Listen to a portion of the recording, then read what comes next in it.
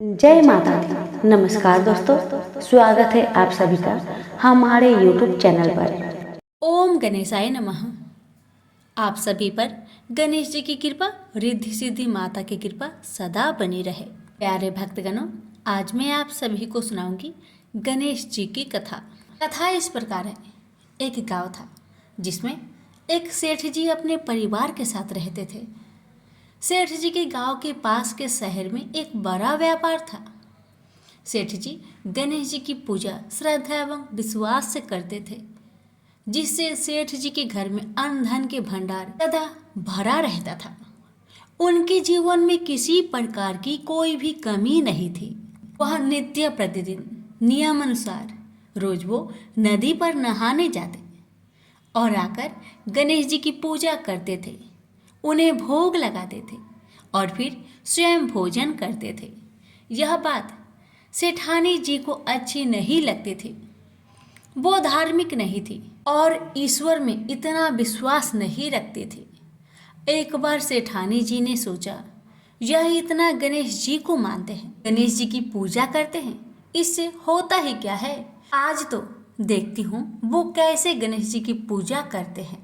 बस सेठानी दिमाग लगाकर अगले दिन जब सेठ जी नदी पर नहाने गए तो सेठानी जी ने गणेश जी की मूर्ति को उठाकर मूर्ति को कपड़े से ढककर बगीचे में जमीन में दबा दिया। जब सेठ जी नदी से नहा कर आए तो घर में देखते हैं कि गणेश जी की मूर्ति तो है नहीं। वह सेठानी से पूछते हैं, मेरी गणेश जी की मूर्ति मंदिर में क्यों नहीं है, कहाँ गया? तो सेठानी जी बोलती है, मुझे नहीं मालूम। सेठ जी गणेश जी को बहुत ढूंढते हैं पर उनकी मूर्ति घर में नहीं मिली। उस दिन सेठ जी गणेश जी का पूजा नहीं कर पाए और न ही उनको भोग लगा पाए। इसके लिए सेठ जी ने अन्न जल का त्याग कर दिया और गणेश जी से प्रार्थना करने लगे, हे प्रभु, लगता है आप मुझसे रुष्ट हो गए हैं और कहीं चले गए हैं। आप अपनी कृपा दृष्टि मुझ पर बरसाइए। हे प्रभु, मुझे दर्शन दीजिए। अब सेठ जी ने मन ही मन प्रतिज्ञा किया कि जब तक मुझे मेरे गणेश जी नहीं मिल जाते, मुझे दर्शन नहीं देते, मैं तब तक अन्न जल का त्याग करता हूँ। उस दिन पूरा दिन निकल गया। रात्रि में सेठ जी की भक्ति से प्रसन्न होकर गणेश जी भगवान ने सपने में गणेश जी भगवान एक छोटे से चूहे के साथ खेल रहे थे और चूहे को खाने को लड्डू दे रहे थे। चूहा लड्डू लेकर बगीचे में जाता है और जमीन को खोदता है और लड्डू वहीं डाल देता है।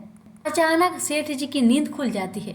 सेठ जी बगीचे में जाते हैं और वहीं खोदने लगते हैं जहां पर उन्होंने चूहे को सपने में लड्डू दबाते हुए देखा था। ठीक वहीं पर खोदते हैं। गणेश जी की कृपा से, उनकी आशीर्वाद से वहीं पर गणेश जी की मूर्ति कपड़े में लिपटा हुआ मिट्टी के अंदर छुपा हुआ था। सेठ जी ने गणेश जी की मूर्ति को प्रणाम करके उन्हें लेकर घर आया और अच्छे से साफ सफाई करके उनकी पूजा की, उन्हें भोग लगाया। देखकर सेठानी ने पूछा, आपको गणेश जी कहाँ मिले? सेठ जी सेठानी जी से सपने की सारी कहानी बताते हैं। वह बात जानकर सेठानी जी को बड़ा आश्चर्य हुआ। सेठानी को मन ही मन श्रद्धा एवं विश्वास से गणेश जी भगवान की भक्त बन जाती है और सेठ जी से कहती है कि मुझसे बड़ा भारी अपराध हो गया है।